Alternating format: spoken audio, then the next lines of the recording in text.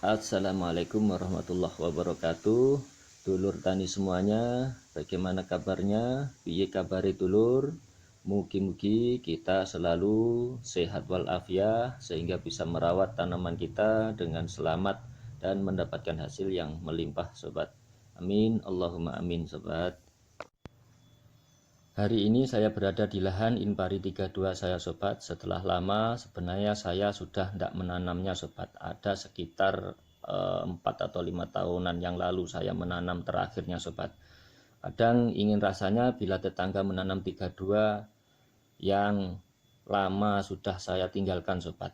Sehingga untuk kali ini musim ini saya menanamnya meskipun dalam skala kecil sobat. Masa-masa awal munculnya 32 sekitar tahun 2015 saya mulai menanamnya sobat.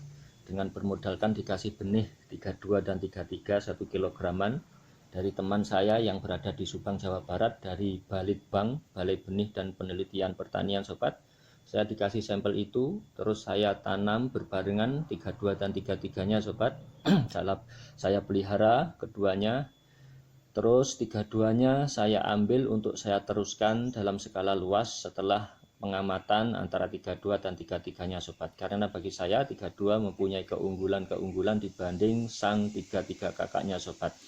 Yaitu di antara keunggulannya termasuk yaitu hawar daunnya kuat sobat, tahan. Terus juga termasuk waktu itu tahan blas, tahan jamur sobat, terus daunnya yang hijau, awet hijau, bersih, kinclong, terus apa ya, tonasenya juga tinggi, terus rendemennya juga bagus. Bakul sangat demen sekali bila ditawari Inpari 32 sobat. Akhirnya waktu itu target saya kejar dan alhamdulillah waktu itu terpenuhi sobat. Dalam skala luas waktu itu kami mampu sekitar 8,8 sekian ton, mendekati 9 ton per hektarnya sobat. Yang rata-rata di daerah saya masa itu di angka 7 tonan per hektar dengan varietas itu Bagendit, Serang, terus Migongga, varietas 64 dan seterusnya sobat, varietas-varietas yang memang jadul sobat. Setelah itu tetangga akhirnya mulai ikut menanamnya sobat, hingga saat ini, hingga sekarang 32 masih favorit di daerah saya sobat. Namun demikian sobat, setiap keunggulannya ada kelemahannya, sama dengan varietas-varietas yang lain sobat.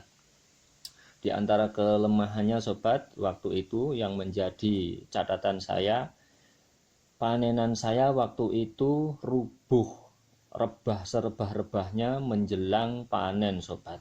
Akhirnya saya harus keluar biaya 2 kali lipat biaya panen dari biasanya sobat. Halo sobat, saya akan tunjukkan meskipun di atas kelihatannya aman, ternyata di bawah juga mempunyai kendala sobat.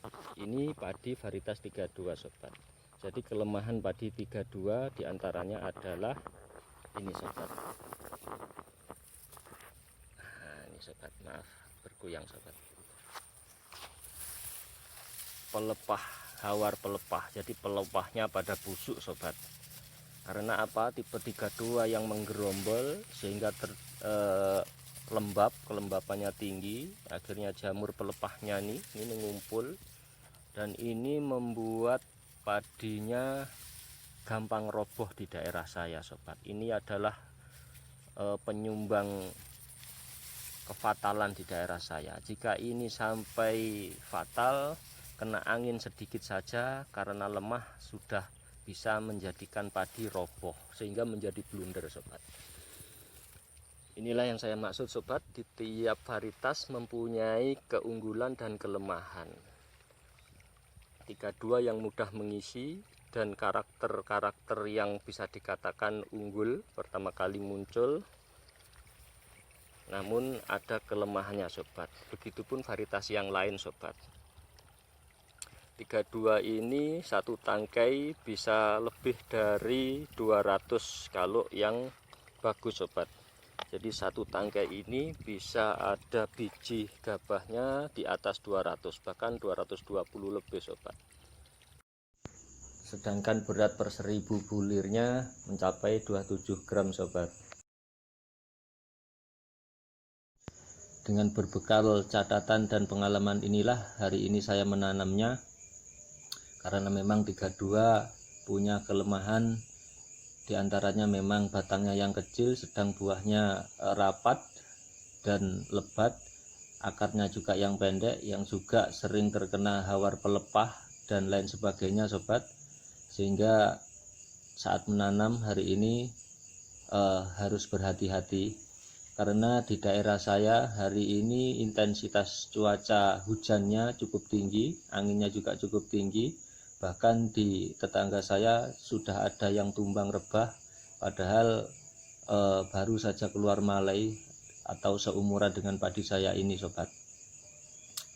Kita tanam dengan pola iwir agak renggang, karena memang sebenarnya 32 ini adalah padi yang anakannya juga banyak sobat. Dengan tanam iwir otomatis nanti batangnya akan lebih gede karena populasinya tidak terlalu rapat sobat.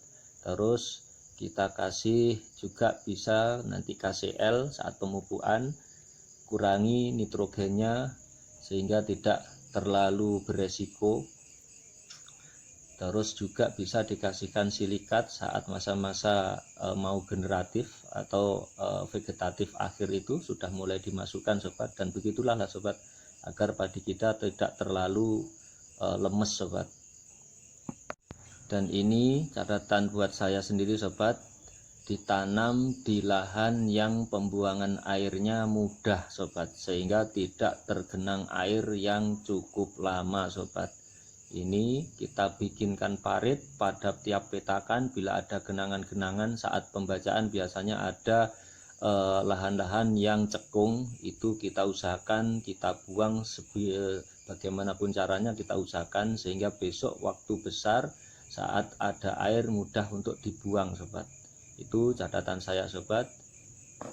Demikianlah sobat pada video kali ini.